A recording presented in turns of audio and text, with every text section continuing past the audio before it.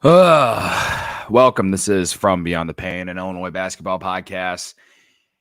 And boy, oh boy, was that painful at the end. Hi, I'm Cody. You can follow me on Twitter at Cody_CHGO. You can follow me on Instagram and TikTok as well. Same handle. This is what would be an Illinois therapy session. This is the biggest Illinois therapy session of the year. Undoubtedly. This went from a great basketball game until it wasn't. Illinois loses at Northwestern 96-91.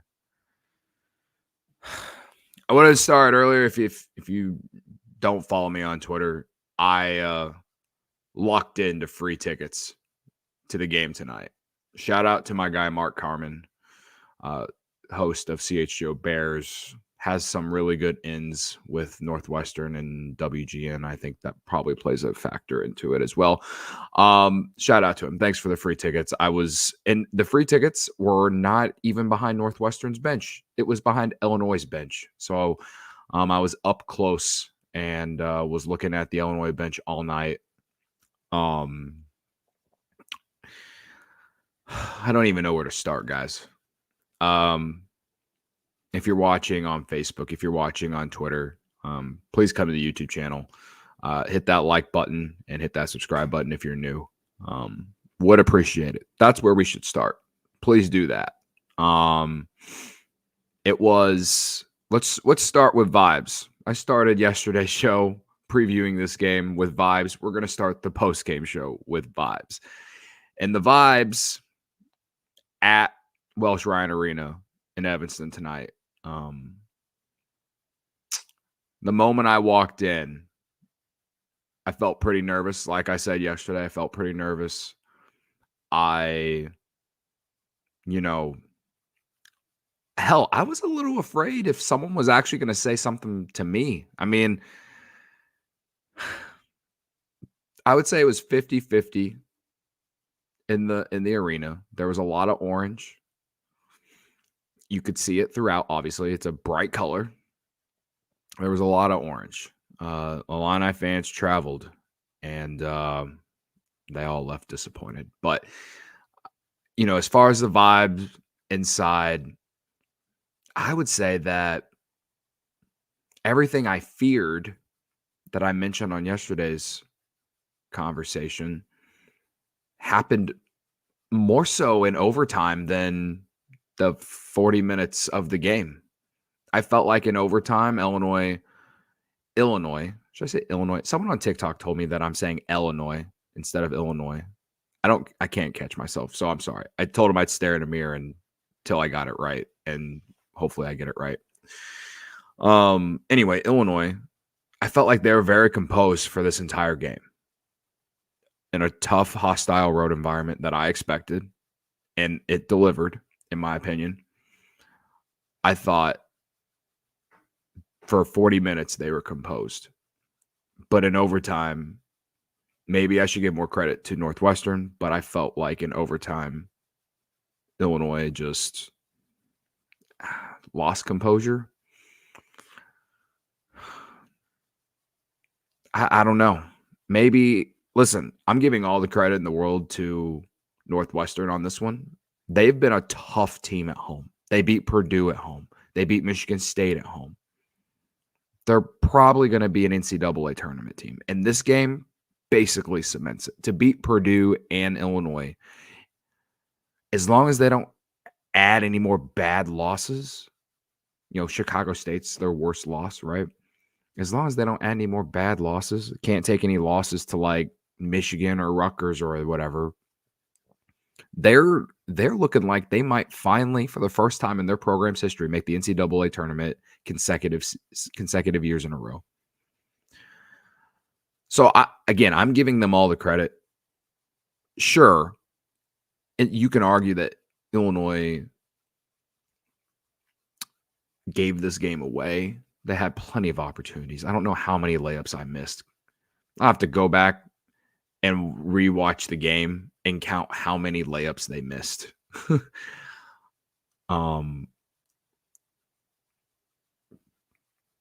I felt like they missed some free throws that could have been huge for them. Guerrier missed some in that overtime, and you get fouled from the 3-point line not once but twice, and you can't even hit all three one time.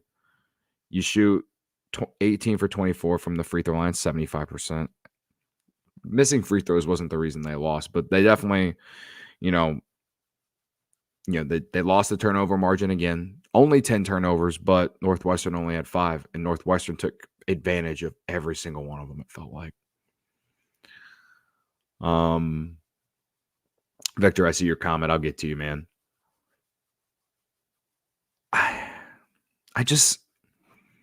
I felt like they were composed for the first 40 minutes of this game, and then in overtime, something flipped. And I felt like going into overtime, Illinois had the momentum because I felt like Northwestern led a lot of that second half because the Illini could not get a stop. They could not stop Boo Buie when they absolutely needed to. And when they did, I tweeted after this possession, Coleman Hawkins, Big Ten Defensive Player of the Year, retweet for awareness. He owned one of those final possessions in the final 2 minutes of the game where Boo Buie tried to get to the rim, and Coleman Hawkins just showed just how great he is defensively. Illinois just could not take advantage of the opportunity after they tied it, and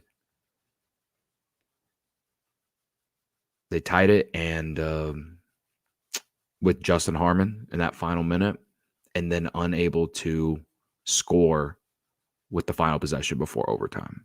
They had it right there, man. They had it right there.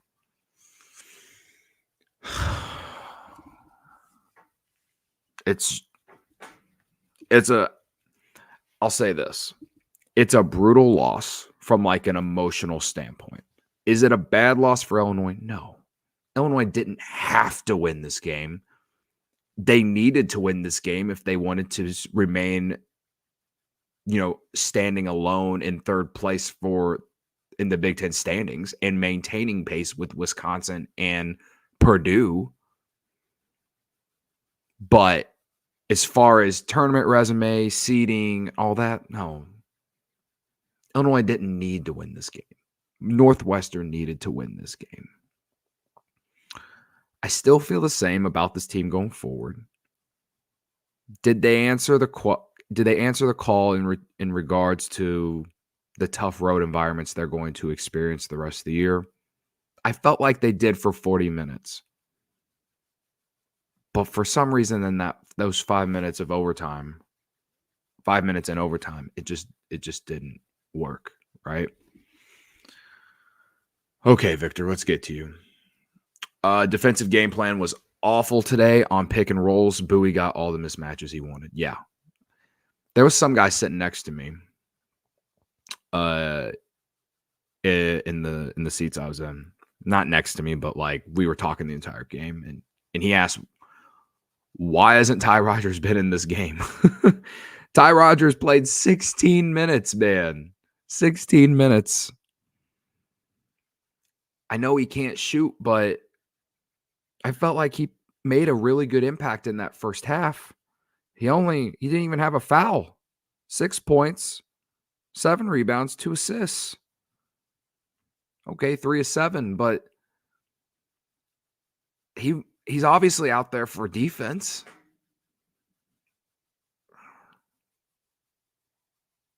I felt he definitely took it. Buie definitely took advantage of all the mismatches, man. He made some tough 3-pointers, I felt, too. Like, it was all off the dribble. It's not even like, at least from Buie, at least. Now, guys like Ty Berry and Langborg, or Barnheiser, I mean, it felt like all their stuff was coming off pick and rolls, or not pick and rolls, but like, staggered screens, whatever you want to call them, coming off screens. And Illinois just wasn't getting through those screens for a lot of that second half specifically. I felt like the defense was pretty solid in the first half. Second half, not so much. So, yeah, I don't know why Ty Rodgers didn't play most of the second half. And whenever the guy next to me mentioned it, I was like, really? Is he really not played? 16 minutes. I'm looking at the box score. 16 minutes, man. I felt like Ty Rodgers he's earned some longer run than that. And whenever you're not getting it done defensively, you got to get him in the game, man. Especially when you're playing Justin Harmon 28 minutes and he's 2 of 8 from the field with 6 finishes with 6 points. Maybe he made an impact defensively. I feel. I mean, I was there, so I couldn't see it from like the TV screen, obviously. He made the big shot to tie that game in that final minute, right? So maybe it was warranted, but I felt like Rodgers should have been out there for a lot longer. And defense is that. I think Brad Underwood actually admitted or like took the blame fully on the defense tonight. So credit to him. Crazy Ace TV on Facebook. What's up, man? Per don't, LOL. Hey, come to the YouTube channel. Just search my name. Hit that like button, subscribe. I appreciate you for hanging out though, bro. Yeah. It was a roller coaster game, man. Like that second half was just pound for pound, punch after punch from both teams. The offense definitely took a step up, both sides in the second half.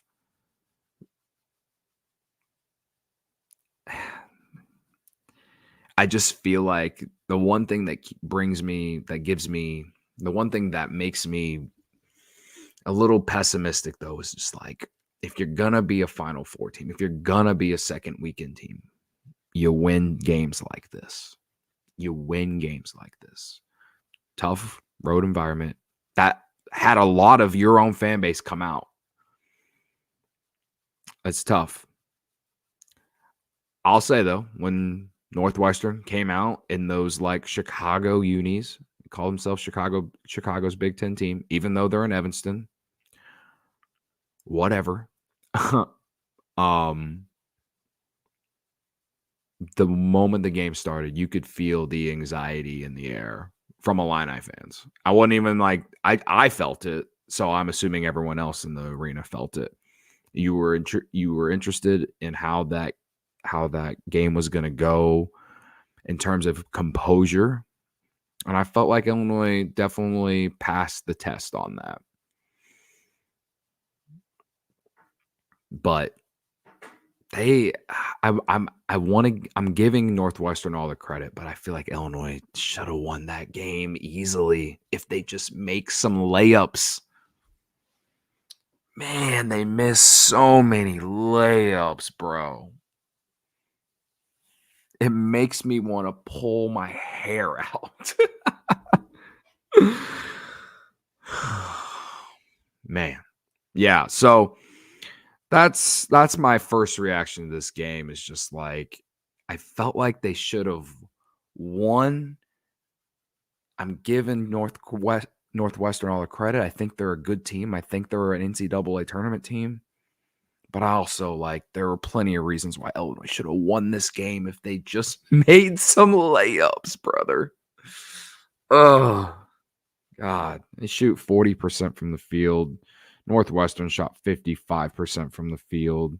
Shot 40% from the field, and you still put up 91. It's crazy. But, 11 or 24 from the three. That's 45%. That helps. Northwestern shot 61% from the three-point line, 11 for 18. I tweeted this after the game. You know how I always tweet the GIF of me staring into a blank space, just pure disgust. Boo Booey had the game of his life. And when I say game of his life, it really wasn't the game of his life, but he had to deliver the best game he possibly could if they were going to win that game. And the difference in this game as well is Northwestern got more contributions out of guys on their team outside of him. The game in Champaign, it was all boo-booey and no one else did shit. Ty Berry, 14 points. Nicholson, 12 points. Bowie, 29. And then Barnheiser, 23. Langborn hit 2 threes, you know.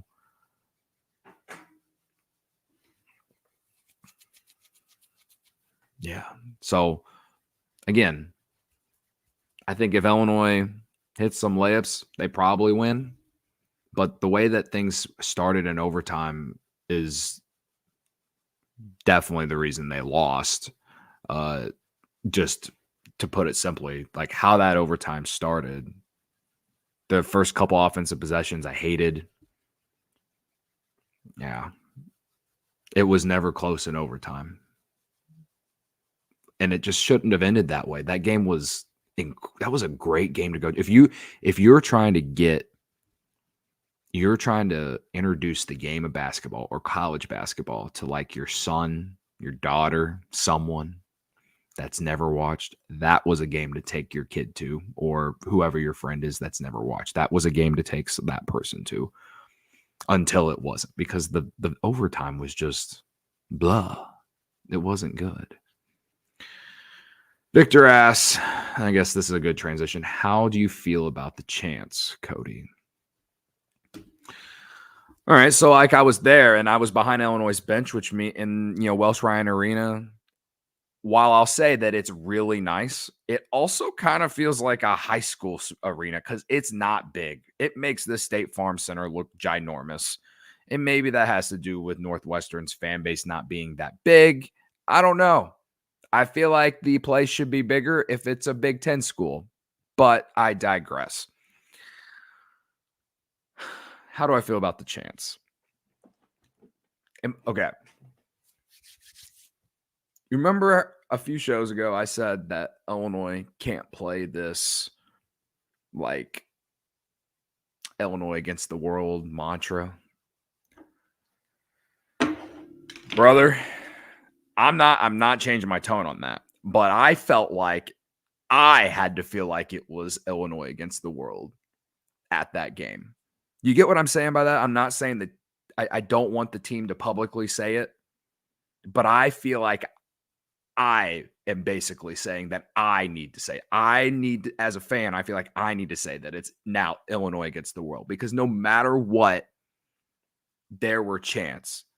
Terrence Shannon takes a flagrant foul, gets punched in the face on the ground for multiple minutes, and we got an entire student section booing this guy as soon as he gets up and walking to the sidelines, right? We get chants of no means no and lock him up and all these, like, am I surprised? No, definitely not surprised. And it is what it is. It's what I expect. But as a fan of Illinois, I feel like I have myself as a fan walking into the arena from now on. If I go to another road game, which I probably shouldn't, I'm 0-2 in Illinois road games this year. 1 at Tennessee, and now here at Northwestern. I feel like I myself have to go in with an Illinois versus the world mentality, right? And in some ways, the team needs to have that sort of mentality for sure. And I just don't want them to say it publicly because it won't look good to all the people who have not read up on his case and know nothing about it and are just reading a goddamn headline. I'm not going on the tangent, but you all get what I'm saying. But I feel like I now need to walk into every game with Illinois versus the world mentality. It felt like it was 5 guys versus their guys and an entire arena tonight. And there was a lot of orange there. So when Illinois goes to Iowa, when Illinois goes to, wherever,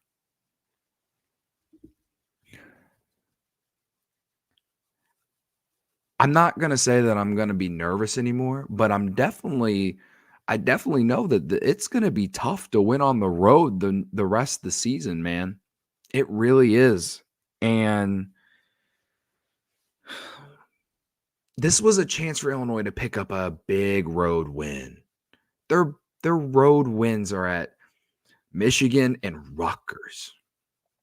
Two bad teams, right?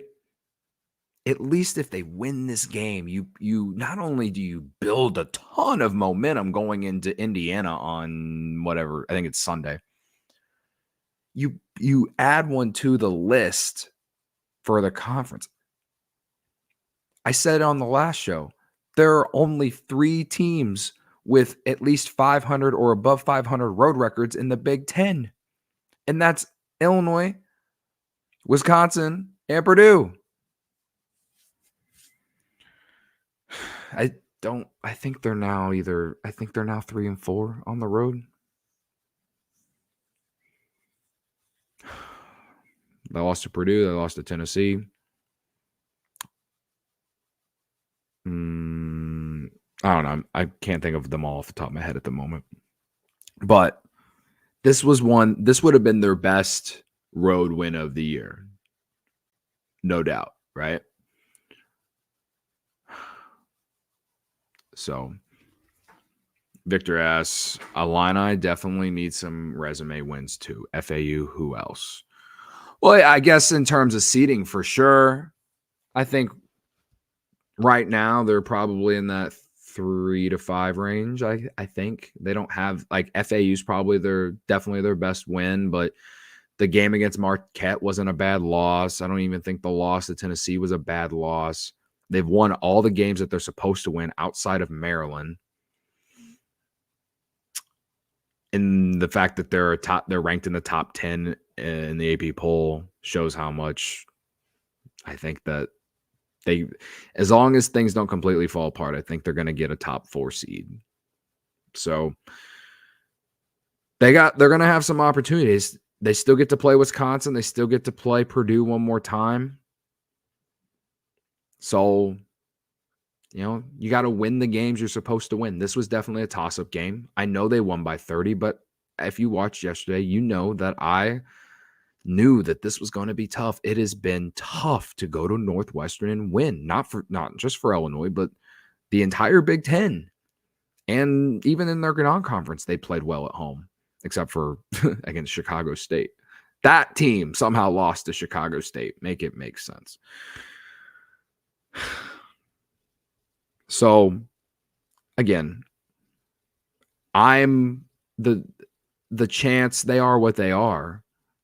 I think it's something that we as a fan base just have to find a way to accept, deal with. I've decided that I'm done conversing with anyone on social media related to Terrence Shannon Jr. I can't do it anymore. I try to explain things to people like they're 5 years old, and these people just see a headline and think that the worst automatically. And you know what? It's the internet. That's what they want to do. Whatever. I think the players and everyone, I think they've done a good job of blocking out that noise all season. And if they didn't, then I don't think they play as well as they did tonight. I know they lost. They should have won. It went to overtime on the road. It was a great game. It wasn't a bad loss. It was an annoying loss in terms of not necessarily annoying, just like a heartbreaking loss, right?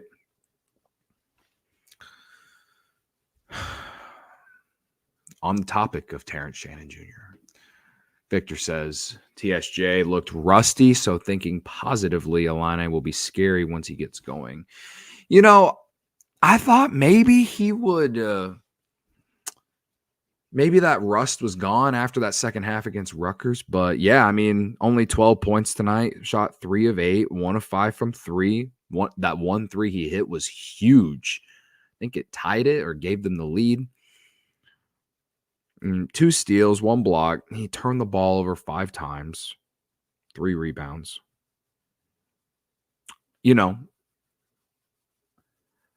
How do I think he reacted to the noise from the student sections and stuff like that? I think overall pretty well. I think his game that he had was more based off what Victor's pointing out, the rust. But I'm intrigued to see how he plays against IU at home. I'd like to see a full game from him. There were moments, he had moments in the game. He didn't get out in transition enough and get to the basket. You know, he only had 6 free throws. And I know 6 might seem like a lot to some people, but for him, it's not. He was consistently getting to the free throw line 10 to 12 times every game. And one of those is, you know, or 2 of those free throw attempts are because of that flagrant 1 or whatever. So I would have liked to see him be a little bit more aggressive in transition in the small amount of opportunities he had. He also missed, I mean, that flagrant or whatever, he ended up getting those 2 points back, but there was a dunk attempt that he missed. I mean, I felt like he was going to get 1 or 2 of those, and, you know, it cost them. He cost them some points there.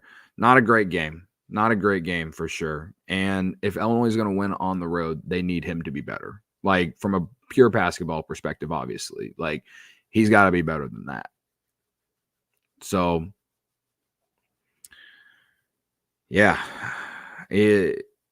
I personally don't think the environment affected his game. I think it was more so the rust. And so I think, ask me the question in 3 more games. He's been back for 2 games now. I'm willing to give him 5 games to get it going. We'll see. We'll see how I feel. I feel pretty confident. His family was there. He had a ton of support there. I was actually like, I don't know, probably 7 or 8 rows behind them. I actually met a guy in my row who played JUCO college hoops with his dad. And we got to talking about the situation and everything. And it was from my perspective, it was really interesting. And he spoke nothing but great things about Terrence Shannon's family. And, you know, he told me that if it comes out that he did it, I think everyone in his family would be shocked. And really, really probably confused. Something along those lines is what he said. So it was kind of cool to be able to meet someone that, you know, knows him and give me his side of everything related to his case and talk about, you know, his family and stuff like that. Obviously, he didn't give me enough to sit here and tell me that, you know, to completely, well, I don't know. He told me enough to make me want to believe that, for what we know right now, feels like he's innocent, right? It's just nice to get the human side of it from someone that knows the family. That's what I can give y'all, right? So I guess to close on that, it was a weird start in terms of for me. You know, for me, it was a weird start dealing with these chants and stuff. And admittedly, I don't go watch Illinois on the road ever. This is the first year I've ever gone to watch Illinois play on the road. Not just once, but twice. Every Illinois game I've ever gone to has always been at home in Champaign. And it's always, obviously, like at Tennessee, it was before all of this stuff that came out. It was a hostile environment. And here at Northwestern tonight, it was definitely an atmosphere and an environment that, man, if Illinois would have won that game, would have been one of the best college basketball games that I ever been to. But they didn't, so I want to forget about it. and I'm not going to forget about it for a while, unfortunately. So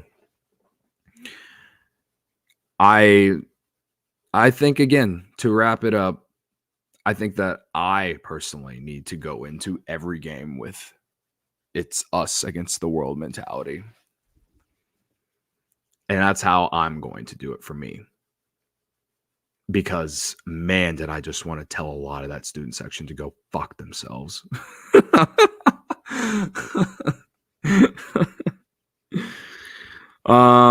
You know who else I want to go tell to fuck themselves? Fucking Ty Berry. What? Anyone else see that shit at the end of the game between him and Coleman Hawkins? I mean, the game was over, and it felt like Ty Berry said some shit and then ran away. Like, what?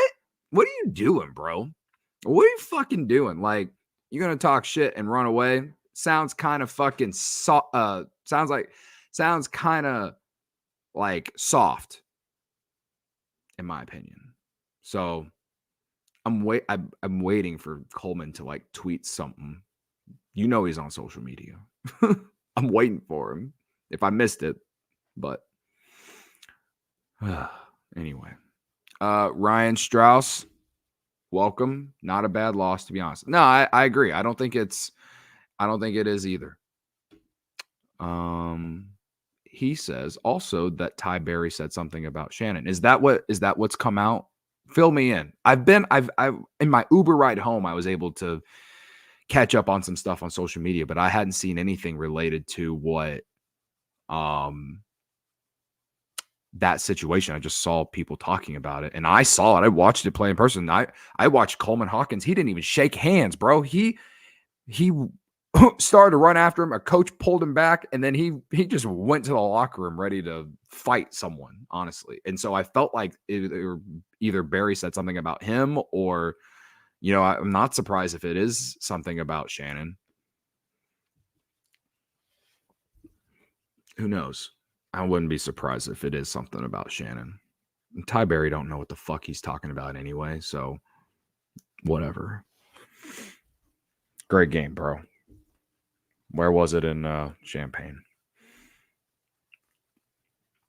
Ryan says that's what people are assuming. Said something about Shannon or Harmon. Okay. Well, I'm going to dig a little bit deeper, and we'll find out. But either way, I would, after taking the loss, would have loved to seen a brawl between the players.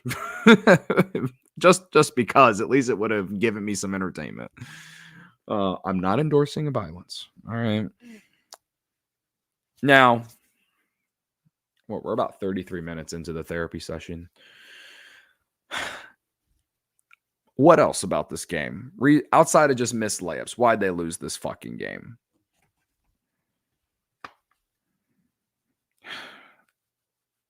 And fucking Ty Rodgers not playing more. Dane Danger played 1 minute, bro. 1 minute. 0 of 2 from the field. Got a rebound. He did. The 2 attempts he had, too, were like one of those 50 million layups they missed. I don't know anymore. I know Illinois wants to play fast and play small, but like 1 minute? Oh, my God.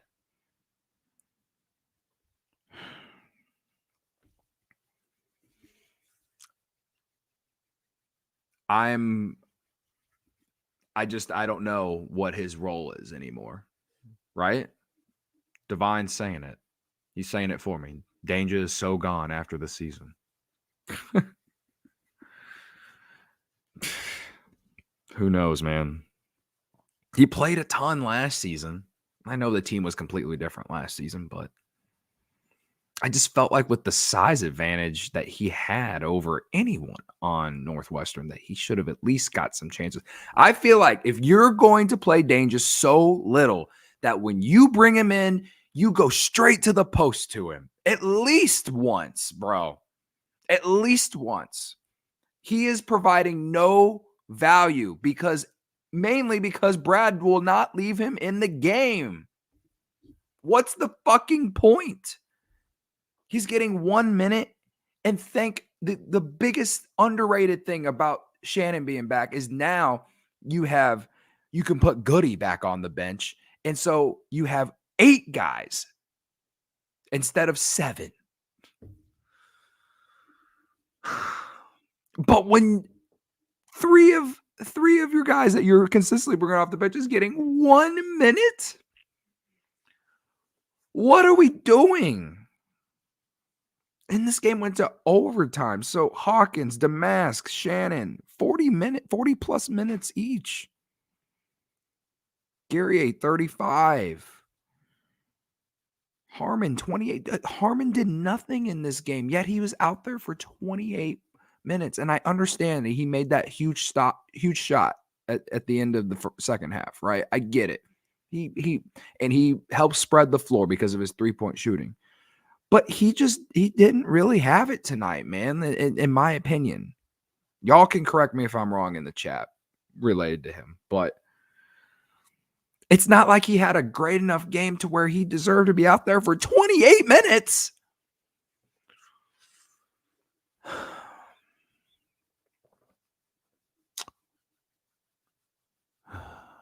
Victor says that's definitely a big issue. Illini need to figure out offensive sets that work for Dane. Yeah, man. Or he really will leave. Like, you bring the big man out there to get some touches in the post. You're going to the post with fucking Damask, Hawkins, Shannon. More so Damask and Hawkins. When you bring the big guy in, get him going by throwing him the ball. The fuck? Ryan says, I need a dang game for his sanity. I mean, I'm not asking for a dang game. I'm just asking for some time. More than a minute. More than 5 minutes. I get it. Like, they want to play small. They want to play fast. But come on, bro.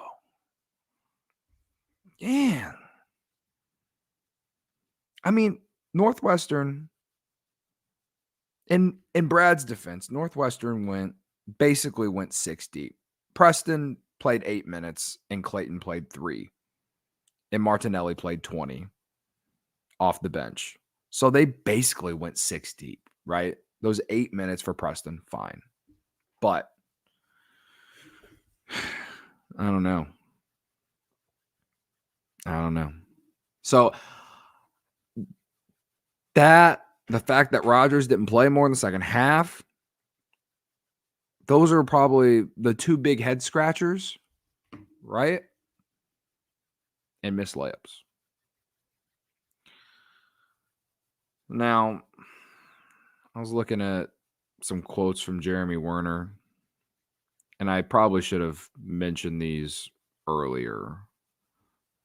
Quotes that he tweeted related to this game.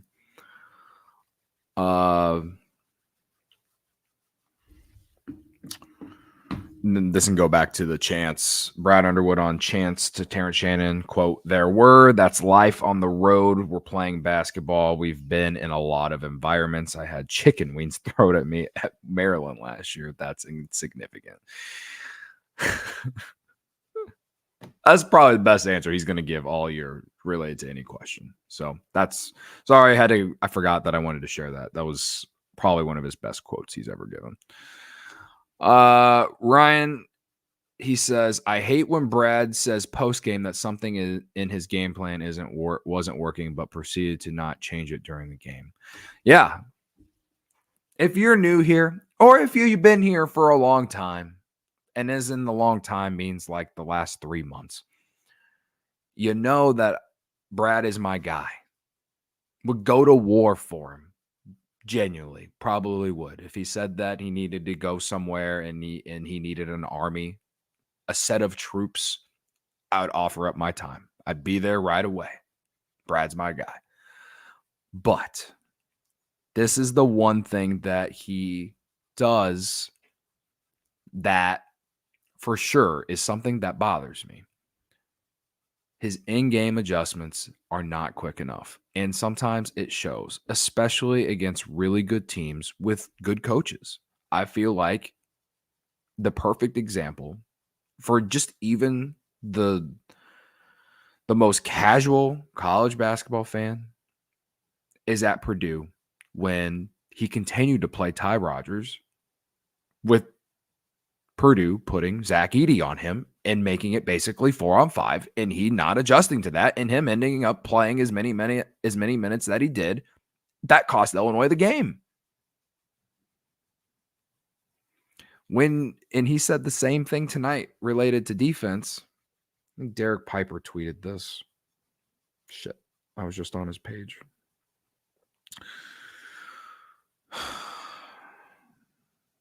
No. Underwood on defense. Completely my fault. We went to 5-way switching. We blew so many switches. Thought we could give them a different look. What does that mean, Brad? What does that mean? Completely my fault. We went to 5-way switching. We blew so many switches. Thought we could give them a different look. What does the last sentence mean? Thought we could give them a different look. They kept taking advantage of it, brother. I don't know, man.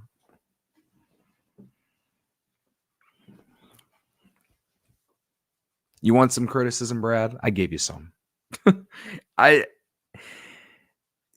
The in-game adjustments sometimes make me want to pull my hair out. And the defense didn't adjust in that second half. Divine says, pretty sure that's been the same look. Yeah. I felt like from sitting in the stands before even reading like all the experts and the analysts and like the analytics nerds on Illini Twitter, even I from the stands felt like Illinois was struggling to get over screens, allowing Boo Buie to get all those like mid-range floaters off, right? Then he started hitting the three with Luke Goody or Marcus Damask on him, like just taking them off the dribble and cooking them, right? I feel like they could have done something different to change that. And I did feel like probably in that last 3-4 minute stretch of the second half, I did feel like they did get the stops that they absolutely needed to. And they had a chance to win the game at the buzzer. They just didn't make it. And then you go to overtime and we watched how it played out. I don't know. Did I mention that I hated the last shot of the game? Or not the last shot of the game, the last shot of the second half. I hated that they went with Damask. And I understand that Boo Buie was on him, and that's a matchup that they have taken advantage of, and this and that. I get it. But Terrence Shannon Jr. is your best player, folks. Terrence Shannon Jr. is the difference maker on this team. I understand they don't run a lot to him in the half court. But that is a lot. That is a potential lottery pick. He is your best player. It doesn't matter. I don't care. I want it at the end of the game in a situation like that. I would rather live or die with Terrence Shannon Jr. taking that shot.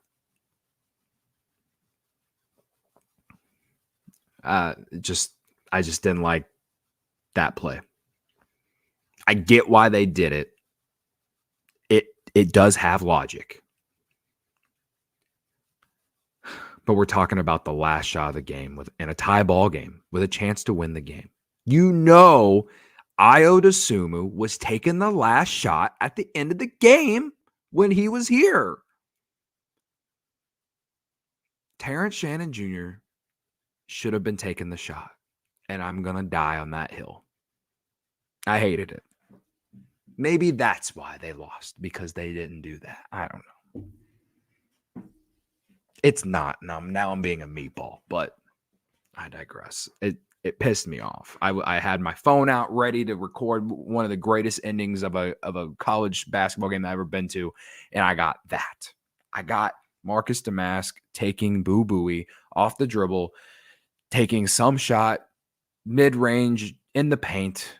It was a good shot. Like I that's the thing, is that it actually basically worked, except he just didn't make the shot. And he has been hitting clutch shots for them all season, no doubt. And I'm not even really trying to put Marcus Damask down. He had a great game, 22 points, right? That dunk he had, you know what dunk I'm talking about. That was unreal. I was losing my mind in the stands. I was tweeting, Marcus Damask is him. But we know who the best player on the team is, bro. We know who is the best player on the team. It's like the same, and I'm not comparing him to Kobe Bryant, but Kobe could go like 2 for 15 and the Lakers be tied or down 2 at the very end of the game, and you knew they were going to Kobe at the very end of the game. No matter what, he was taking the shot. So that's all I want. And I'm sure there will be another time like this, and it might not go the way I want, but that's just how I feel, guys. Ryan says we were in the bonus 2. Ain't no way if Shannon gets downhill, they're stopping him. That's a good point. It's a great fucking point, Ryan. Credit to you, brother. Divine says, guessing that's a Brad decision to give him that final shot. Yeah. I mean, they called it. Correct me if I'm wrong. There was a timeout, right? There was a timeout. They went, drew up a play, and then ran it. And that was the play. Going to Marcus Damask to take the final shot of the half. Of regulation, whatever. So, we're about 47 minutes in, guys. This is probably one of the longer ones I've done. It's a lot easier to go longer whenever the team loses, and I got things to bitch about. Anyway. Again, I know I'm complaining a lot, and I might have this mentality of like, season is over. I'm not. It wasn't a bad loss. It was a loss that just was heartbreaking.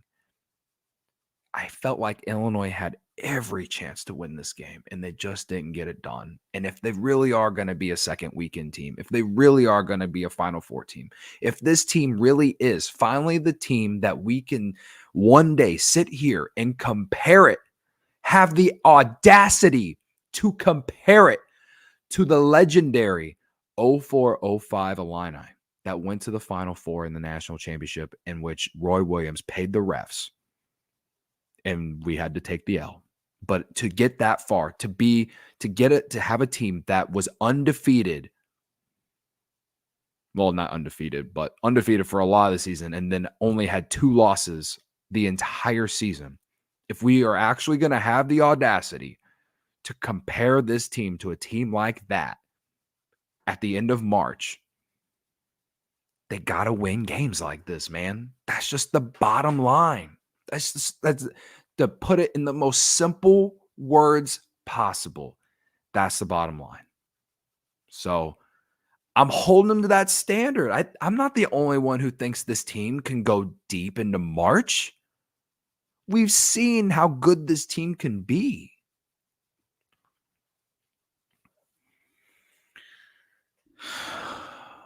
All right.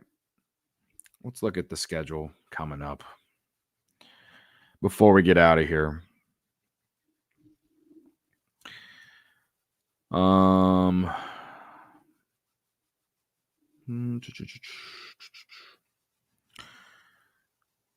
So Illinois hosts Indiana on Saturday. For some reason, I thought it was Sunday. I'm sorry. They host Indiana on Saturday. Indiana stinks. This should be a nice bounce back at the State Farm Center. And then they go to Ohio State on Tuesday. Game will be on Peacock for all of you that are looking ahead. After that, they host Northwestern. They go to Michigan State. That will be an interesting one, considering I think we all felt like they should have, well, maybe not should have lost, but it was just one of those grinded out, disgusting games that you're like, what is happening? So they have to go on the road to Michigan State. I know, and I know Michigan State has been very like inconsistent, like Jekyll and Hyde, but they've been pretty good at home. So that will be a tough one. And then Michigan comes to Champaign after that. So these next, 5 games? They're important. The schedule isn't significantly tough, but they're important, and they could pose some issues. Nebraska has been tough. They haven't been very good on the road, but neither was Maryland. You can't take them lightly. Tominaga ain't no joke. Michigan State should be better than what their record shows, and they went into Champaign and played a really tough game. Michigan stinks. You should beat them. They should beat IU, and they should beat Michigan. All right. And Ohio State, for some reason, in conference, they've sucked. They were actually impressive in non-conference, and they have not been impressive in conference. So you take this game. You want the spin zone of the night, guys. That should be like a new segment. The spin zone of the night, and only after losses, is that the team got a taste of what it's like in these road environments. You take it and you learn from it. You watch the film, see all these missed layups you had, and just go back to the drawing board, man. Brad, what do we got to do to get you to make some in-game adjustments just a little bit quicker, brother? Yeah? I think from the player standpoint, at least, this was a good learning game. You learned a lot about yourself as a team. You stuck together through thick and thin. You went through a gauntlet of an environment, and you came this close to pulling it out. It could be good for them down the road when they go to a place like Michigan State. You know, Michigan State and Penn State and Maryland and Iowa, right? And Wisconsin. That's the spin zone, is that you learned a lot about yourself tonight. Pick yourself up and fucking pound Indiana on Saturday for my sanity. Pound the Hoosiers on Saturday. And anyone who thinks that Illinois and Indiana aren't rivals, they need to take a look in the mirror. Take a look in the mirror, brother. All right. So we'll do that game's Saturday. So we'll do a preview show Friday night, probably Friday night. So if you have no life and you're not doing anything, you can come hang out with me here on YouTube. All right. I appreciate y'all for hanging out. This game, was a brutal loss, and it sucked. But you know what? We all talked it out together. That's what the therapy session for this is, right? That's what the whole point of this is. That's why I do it. I need to yell into my MacBook Air's camera and complain about why Brad Underwood isn't making in-game adjustments and why Ty Berry is a fucking sad little piece of shit. I got to come up with something better than that. A soft piece of shit. That better? And why in the world Terrence Shannon Jr. is not taking the last shot of the game, and these lame ass chants that Northwestern fans are spewing, even though I could probably go into their own their newspaper's website and find all kinds of shitty things that people on their own campus have done over the years. That's actually been proven to be actual truth. But I won't, because I don't care about what people at Northwestern are saying or doing. So as a fan, I hope y'all, you go to bed tonight. You take all the pain and channel it, take it into tomorrow, and start preparing yourself for Saturday. Cause I just feel like we gotta we need all hands on deck if we're going to get the ship back on the right route, right? So there's a lot you have to do that, but I believe in y'all. All right. Ryan says just talk about their football team. Yeah, when you talk about scams, that one's, I will say is, well, I won't comment, but you make a good point, Ryan. You make a good point, brother. All right. So before I get out of here, guys, if you just found the stream tonight, please, and if you're on Twitter like Victor has been this entire time, please come to my YouTube channel and hit the like button and hit the subscribe button. We're at 327 today, trying to get to 500 by the end of the college basketball season. So we're what? Not even half. Well, I guess we're halfway there. I don't know, but I'd appreciate the support if you guys could come and do that. You can also subscribe to the podcast on Spotify. Just search From Beyond The Paign, or you probably search my name and it will come up. But I think it might be up on Apple as well, if that's how you listen to your podcast as well. So go give that a look. But also rate. Please go to Spotify and rate. Someone gave me a 1-star the other day and I only have 1 review. So like, if you like it, please go and rate it a good rating. I always have thought that people who rate things related to like podcasts and stuff, like to take the time out and actually give a bad rating, is you must be really fucking bored. But whatever. I don't really care in the grand scheme, but I could use a good rating. It would be nice. So for those of you who might actually go and do that, I appreciate it. But again, I appreciate y'all for hanging out and doing all those things. Follow me on Twitter at Cody_CHGO and on Instagram and on TikTok as well. Posting a lot of Illini content these last couple months. I hope all the Cubs fans aren't just really annoyed by that, because I'm sure they're not all Illini fans. But you know what? I don't care. Illinois is my second favorite team. I like Illinois basketball more than I like the Bears, which is really easy considering the Bears are bad. All right. It goes Cubs and it goes Illinois. All right. So I again appreciate y'all. If you all take the time and go and do that, I appreciate it. And it will pay off one day. I will do something for you whenever I can. But yeah. So we always end the show the same way.